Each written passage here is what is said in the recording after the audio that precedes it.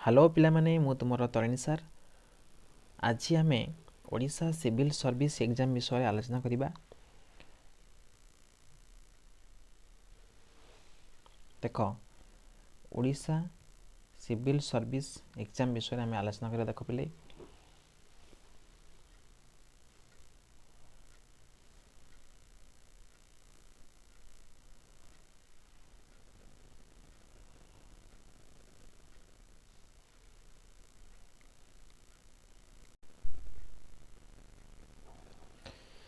Odisha public service commission.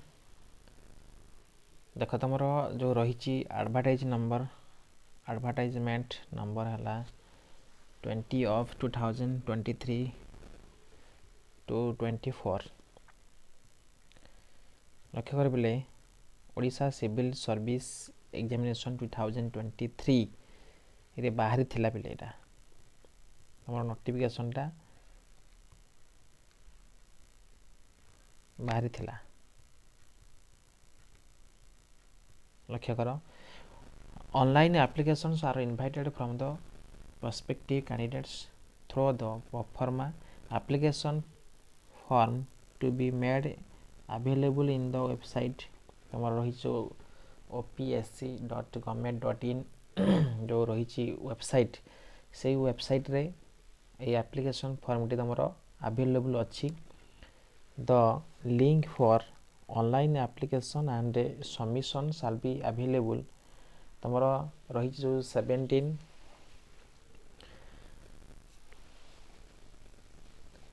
देख इस 17 January 2024 to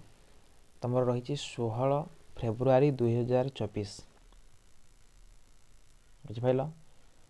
तान अवेलेबल अच्छी 17/1/2024 टू 16/2/2024 पर्यंत तुम एप्लिकेशन फॉर्मटी अवेलेबल अच्छी ऑनलाइन ले तुम वेबसाइट है opsc.government.in। देख जो 16/2/2024 रही the last date of submission of registered online application ताने तुम रजिस्टर्ड ऑनलाइन एप्लिकेशन टी पिले 16/2/2024 16/2/2024 रे तुमे कौन करिवो ना सबमिट करिदबो। ता पूर्व तुम माने एप्लिकेशन टी सबमिट करिवो for admission to the Odisha civil service preliminary examination 2023 for recruitment to the post and services coming under the Odisha civil service जोटा कि हमर group A and group B रही along with scale of pay and mentioned below तले सब दिया है तार scale पे केते अच्छी स्केल ऑफ पे सब केते रही तार सैलरी केते हबो कोन सब देइची। The examination will be conducted in accordance with the provisions of the Odisha civil service जोटा कि हमर combined competitive recruitment examination rule जो रही 1991 as amendment from time to time along with Odisha civil service जो आमर CCRE रही थर्ड अमेंडमेंट रूल 2022 रे हेतिला। The relevant person of the said rules are available in the website of the commission तान commission रो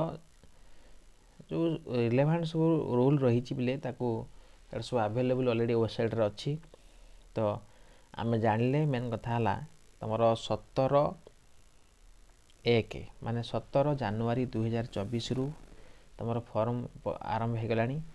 16/2/2024 पर्यंत तुम फॉर्म पड़ो जो माने इंटरेस्टेड अच्छे पिले से माने जाइए अप्लाई कर दियो शीघ्र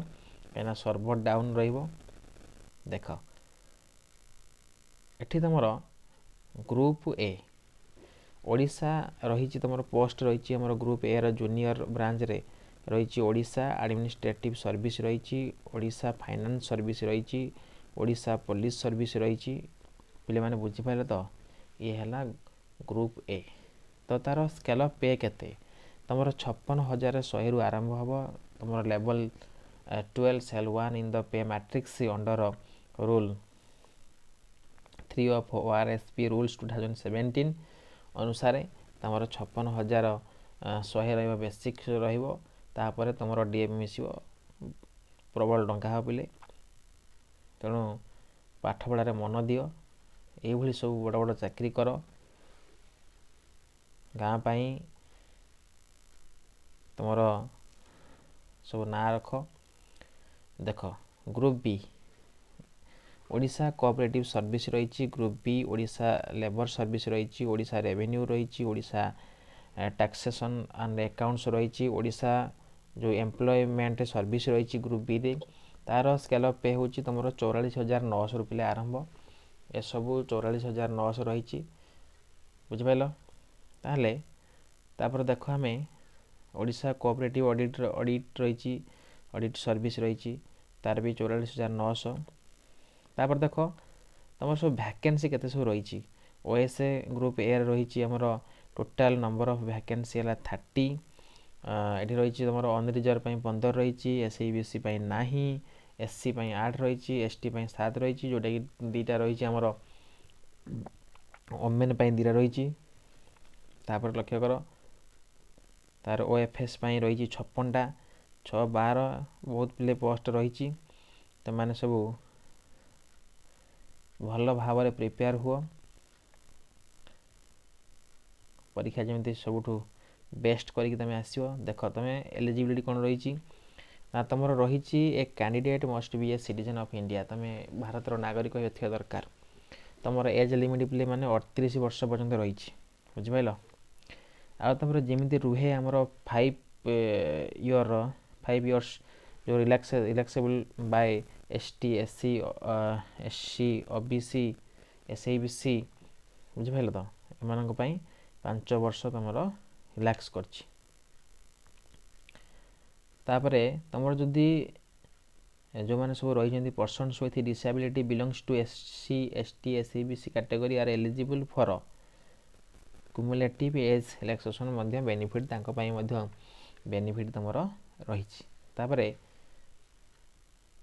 देख save age approved above the age limits prescribed can in no case be relaxed देख तुम date birth entered in the high school certificate and equivalent certificate issued by the concern board council will be accepted by the commission द्वारा एटा सब रही तुम education qualification कौन रहा दरकार तुम तो निहाती तुम करिया दरकार कौन बैचलर्स डिग्री तुमको निहाती करने पड़ो other eligibility candidates he she must be able to read write speak Odia तुम ओडिया कही दरकार लिखा दरकार तुम जो रही पास मिडिल स्कूल एग्जामिनेशन एटा सब रही पिले तो तुम मुख्यतः जान कौन रही तुम सिलेबस रही तुम plan and conduct of examination या तुम प्रिलिम एग्जाम दब जोटा कि तुम ऑब्जेक्टिव टाइप प्रिलिम दब फॉर सिलेक्शन ऑफ कैंडिडेट ता जो मैंने सिलेक्शन हेबे से माने मेन एग्जामिनेशन देबे बुझिपाल मेन एग्जामिनेशन जोटा कि तुम रिटेन इंटरव्यू हम रिटेन कौन हम रिटेन एंड इंटरव्यू रही तुम for the selection of candidates for the various service and post तापर प्रिलिम एग्जाम तुम केते मार्क रही पिले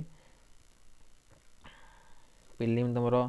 रही जो general studies paper 1 general study 200 mark रहिबो पेपर 2 रहिबो 200 मार्क रहिबो प्रिलिम बुझिपाल